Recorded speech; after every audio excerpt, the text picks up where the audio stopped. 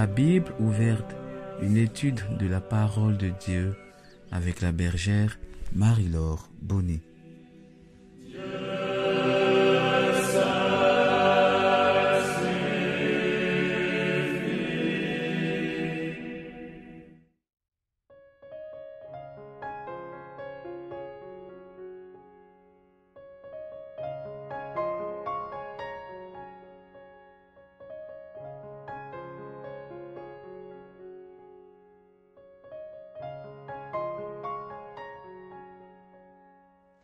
Shalom, chers frères et sœurs en Christ. Shalom, chers fils et filles de l'Alliance. Nous sommes aujourd'hui le mardi 9 juin 2020. Disposons-nous pour la prière de ce matin. Au nom du Père et du Fils et du Saint-Esprit. Amen.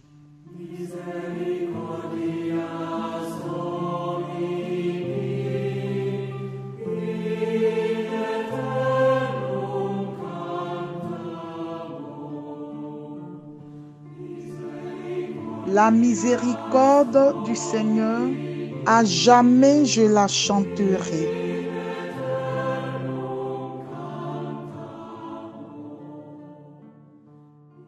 Oui Seigneur, je chante ta miséricorde en ce jour nouveau que tu nous donnes, ce jour rempli de ta grâce, de ton amour. Tu nous donnes au quotidien, Seigneur, d'expérimenter le pouvoir et la puissance de ta miséricorde. Le pouvoir et la puissance de cet amour infini que tu as pour le genre humain. Nous avons du prix à tes yeux. Nous comptons pour toi, ô Dieu, au point où tu as accepté de sacrifier la vie de ton Fils Jésus pour le salut du genre humain. Le sang d'un Dieu a été versé pour ma rédemption. Je voudrais te dire infiniment merci. Qui peut aimer? Qui peut aimer comme tu nous aimes, ô Dieu? Nous voulons vraiment te dire merci. Merci pour ta patience. Merci pour ton amour. Merci pour ta miséricorde. Merci d'être avec nous, d'être un Père pour nous, de nous prendre par la main. Donne-nous la grâce d'une conversion vraie. Donne-nous la grâce d'une repentance selon ton cœur. Nous voulons te dire merci pour ta fidélité. Amen.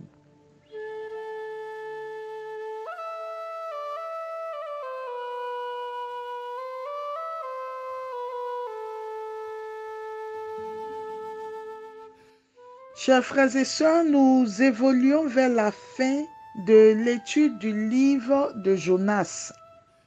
Nous avons entamé l'étude de la seconde partie de ce livre qui va de Jonas chapitre 3 verset 1 au chapitre 4 le verset 11. Nous avons vu que dans cette seconde partie également, nous avons 3 épisodes et la dernière méditation a été faite autour du premier épisode de cette 4e partie qui allait de Jonas le chapitre 3, les versets 1 à 4 et nous avons intitulé cet épisode « La mission renouvelée ». Ce matin, nous étudions le 2e épisode de cette seconde partie qui part de Jonas le chapitre 3, les versets 5 à 10. Et nous pourrons intituler ce second épisode de cette 2e partie « La repentance ». Jonas chapitre 3, versets 5 à 10. Aussitôt, les gens de Ninive crurent en Dieu. Ils annonçaient un jeûne et tous, du plus grand au plus petit, se vêtirent de toile à sac. La chose arriva jusqu'au roi de Ninive. Il se leva de son trône, quitta son manteau, se couvrit d'une toile à sac et s'assit sur la cendre. Puis il fit crier dans Ninive ce décret du roi et de ses grands. Hommes et bêtes, gros et petits bétail ne goûteront à rien, ne mangeront pas et ne boiront pas. Hommes et bêtes, on se couvrira de toile à sac, On criera vers Dieu de toute sa force. Chacun se détournera de sa conduite mauvaise et de ses actes de violence. Qui sait si Dieu ne se ravisera pas et ne se repentira pas, s'il ne reviendra pas de l'ardeur de sa colère, et alors nous ne périrons pas. En voyant leur réaction et comment ils se détournaient de leur conduite mauvaise, Dieu renonça au châtiment dont il les avait menacés. Parole du Seigneur. Chers frères et sœurs, c'est un beau passage que nous venons de lire ce matin. Et ce passage traduit en fait l'identité et la profondeur du cœur de Dieu. Avant que Jonas n'aille à Ninive, on nous a décrit le peuple de Ninive comme un peuple cruel, un peuple foncièrement méchant, un peuple tellement dangereux que quand Jonas entend dire que le lieu de sa mission est Ninive, Jonas préfère périr. Il préfère s'enfuir loin de la face du Seigneur que de se rendre à Ninive. Ninive qui a détruit le peuple du royaume du nord d'Israël. Ninive a été tellement méchant, Ninive creusait les yeux, Ninive tuait, Ninive buvait le sang humain. Ninive était un peuple vraiment abominable selon Dieu et abominable aux yeux des hommes. Et voici que Jonas, une fois qu'il parcourt Ninive et annonce le châtiment à venir dans 40 jours, le peuple immédiatement, depuis la base, rentre dans un temps de repentance, dans un temps de jeûne, dans un temps de prière. Et dès que le roi apprend ce que Jonas annonce, le roi lui-même va descendre de son trône, revêtir l'habit de deuil, imposer à tout le peuple de Ninive, même aux bêtes, d'entrer dans un temps de jeûne et de prière, afin d'implorer la miséricorde et la clémence de Dieu, afin que Dieu pardonne et si possible que Dieu éloigne de leur vie la menace qui a été prononcée. Chers frères et sœurs, je voudrais ici attirer notre attention sur deux éléments. La première chose, c'est que Dieu connaît les dispositions des cœurs des humains.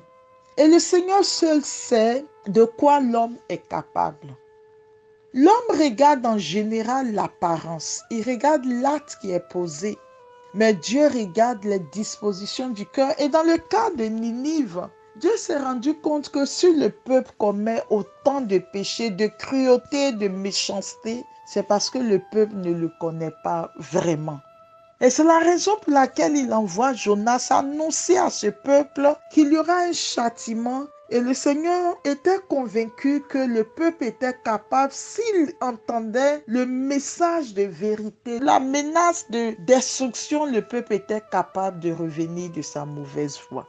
Dieu aime profondément ses enfants. Dieu ne veut la mort de personne. Dieu veut que tous les hommes soient sauvés et parviennent à la connaissance de la vérité. Le deuxième élément, c'est cette patience de Dieu, cette grande miséricorde de Dieu, qui fait que le Seigneur est capable de revenir de ses décisions, de modifier ses plans, une fois que l'être humain se met dans les dispositions pour pouvoir recevoir, entendre l'appel, se repentir véritablement. Il n'y a aucun péché sur la terre que Dieu ne puisse pardonner. Il n'y a aucun péché devant lequel Dieu résiste une fois que l'être humain s'humilie, se répand profondément, répand son âme devant le Seigneur. Il n'y a aucun péché que Dieu ne puisse pardonner. Alors certains me diront, oui, mais Jésus a dit dans la parole qu'il peut pardonner tous les péchés sauf le péché contre le Saint-Esprit. Il est donc important, quand nous abordons ce problème, de nous poser véritablement quelle est la question de savoir quel est ce péché qui est le péché contre le Saint-Esprit que Dieu ne peut pardonner. Nous trouvons cette recommandation notamment en Luc le chapitre 12, verset 10. Mais on le retrouvera également en Marc chapitre 3, verset 29 ou en Matthieu 12, 32. Mais il a dit ceci: quiconque dira une parole contre le Fils de l'homme, cela lui sera pardonné. Mais qui aura blasphémé contre le Saint-Esprit, cela ne lui sera pas pardonné. Alors pendant longtemps, on s'est posé la question de savoir, mais quel est ce péché contre le Saint-Esprit que Dieu ne peut pas pardonner? C'est important à ce stade de notre étude, alors que nous sommes devant l'immensité de la miséricorde de Dieu, son pouvoir de pardon, il est important de savoir qu'est-ce que l'Église dit de ce péché contre le Saint-Esprit pour que nous soyons sûrs, quand nous parlons de cela, que nous soyons sûrs que nous ne tombons pas dans ce péché. J'aimerais lire quelque chose que le pape Jean-Paul II écrit. Le blasphème contre l'Esprit ne consiste pas à proprement parler à offenser en parole l'Esprit Saint, mais il consiste à refuser de recevoir le salut que Dieu offre à l'homme par l'Esprit Saint, agissant en vertu du sacrifice de la croix. Et nous trouvons cela en Dominum et Vivificantem, le 18 mai 1986, au numéro 46. Donc, si vous allez dans ce document de l'Église, voici ce que Jean-Paul II dit. Jean-Paul II dit, quand Jésus parle du péché contre le Saint-Esprit, ce n'est pas qu'on ouvre la bouche pour insulter le Saint-Esprit, mais c'est de refuser le salut que le Christ apporte. C'est de refuser de recevoir le salut que Dieu offre par le Saint-Esprit. Et le catéchisme de l'Église catholique dit, dans la même ligne, au numéro 1864, il n'y a pas de limite à la miséricorde de Dieu, mais qui refuse délibérément d'accueillir la miséricorde de Dieu par le repentir, rejette le pardon de ses péchés et le salut offert par l'Esprit Saint. Un tel endurcissement peut conduire à l'impénitence finale et à la perte éternelle. Alors, le catéchisme dit, Dieu est capable de miséricorde pour tout être humain, quelle que soit l'immensité et le pouvoir du péché. Mais le péché contre le Saint-Esprit, c'est de refuser délibérément d'accueillir cette miséricorde de Dieu par le repentir sincère et de rejeter le pardon de ses péchés et le salut que le Saint-Esprit nous offre. En d'autres termes, je me retrouve dans une situation de péché que je peux estimer très grave, que la société peut estimer très grave, que mes frères et sœurs peuvent estimer très grave. Je me retrouve dans une telle situation. Il n'y a pas de limite à la miséricorde de Dieu. Et je dois pouvoir croire que quel que soit le péché que j'ai commis, si je me répands sincèrement devant le Seigneur, et si je crois que le Christ a payé le prix de ma rédemption, que son sang a été versé, et que l'Esprit de Dieu est à l'œuvre et qui me convainc de péché, de justice et de jugement, si je crois en cela, la miséricorde de Dieu s'applique forcément sur le péché que j'ai commis et me sauve de la damnation éternelle. Lorsque je ne crois pas que sa miséricorde dépasse le pouvoir de mon péché et que je pense que mon péché est tellement grand qu'il n'y a pas de miséricorde possible pour moi. Deuxièmement, lorsque je m'installe de façon délibérée et durable dans un péché, le Saint-Esprit a beau me convaincre de péché, de justice et de jugement, j'endurcis mon cœur. Je ne veux pas le salut qu'apporte le Saint-Esprit. Je ne veux pas recevoir l'appel qui me demande de quitter ma mauvaise voie. Ces deux situations entraînent sur moi le blasphème contre le Saint-Esprit. Donc, chers frères et sœurs, il est important que nous sachions que quel que soit le péché que nous pouvons commettre, Dieu est capable de miséricorde. Ce que Dieu attend de nous, c'est un repentir sincère. C'est que nous nous humilions véritablement devant sa face. Première situation, et c'est la raison pour laquelle dans l'Église, celui qui se suicide ne peut pas être sauvé. Parce que celui qui se suicide ne croit plus en la miséricorde de Dieu. Il ne croit plus que Dieu soit capable de le sortir de cette situation. Il se dit, il n'y a plus rien à faire. C'est une situation désespérée. C'est une situation sans issue. Je ne crois même pas que Dieu soit capable de trouver une solution de m'aider à sortir de là. Il ne croit plus au pouvoir du Saint-Esprit, il ne croit plus au pouvoir de Dieu. La deuxième situation, lorsque je suis dans un péché, que je m'enfonce dans le péché, que je m'entête dans le péché, malgré tous les appels du Saint-Esprit, lorsque j'endurcis mon cœur, que je ne veux pas quitter, que je persévère, que je décide de demeurer, de m'enfoncer dans ce péché, alors je rejette l'œuvre de salut que Christ m'apporte. Je rejette l'action du Saint-Esprit dans ma vie. Alors je suis dans le blasphème contre le Saint-Esprit. Voici ce que dit l'Église catholique. À tout moment, nous pouvons décider de revenir vers le Seigneur. Nous pouvons décider d'avoir un retournement vers Dieu. Avant qu'il ne soit trop tard, le Seigneur nous donne l'occasion d'un repenti, de faire demi-tour et de revenir dans la présence du Seigneur. Avant qu'il ne soit tard et que l'appel du Seigneur ne nous surprenne là où nous sommes. Si nous sommes dans le péché, enracinés dans le péché, décidés à continuer dans le péché, avant que l'appel final ne retentisse dans nos vies, nous avons encore la possibilité de nous retourner pour revenir dans la présence du Seigneur. Dieu est capable de grande miséricorde. Et si nous revenons dans la présence du Seigneur, Dieu qui est juste, bon, qui n'attendait depuis des années que ce retour vers lui, Dieu nous ouvrira grandement les bras comme le Père du Fils prodigue. Le Seigneur soignera en nous les conséquences du péché. Il nous purifiera de toutes les souillures que nous avons emmagasinées depuis que nous étions loin de lui. Le Seigneur changera notre vêtement. Il nous mettra un vêtement nouveau. Il nous introduira à nouveau dans sa présence. Et il y aura de la joie dans le ciel parce que nous nous sommes convertis. Un banquet sera dressé en notre honneur et la faveur et la bénédiction de Dieu s'attacheront à nos pas.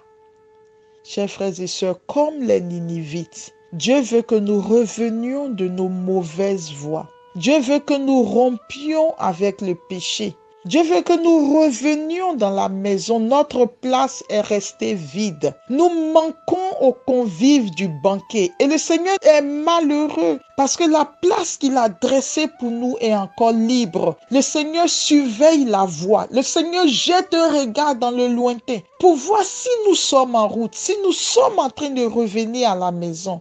Et le Seigneur nous dévance en nous précédant sur le pas de la porte, afin de nous accueillir, de nous étreindre, de nous purifier, de changer notre identité, de changer notre vêtement et de nous introduire dans l'assemblée de ses saints et de ses fidèles, parmi ses intimes et ses confidents, parmi ses héritiers, afin que nous soyons assis au banquet avec lui.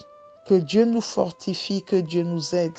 Que l'Esprit Saint qui nous a été donné à cette Pentecôte continue son œuvre de salut dans chacune de nos vies et que nos cœurs ne résistent pas, que nos cœurs se laissent façonner par l'Esprit de Dieu, que nous entendions au plus profond de nos cœurs l'appel du Saint-Esprit et que nous revenions dans la présence de Dieu. Que Dieu nous bénisse et nous garde. Amen. Au nom du Père et du Fils et du Saint-Esprit. Amen.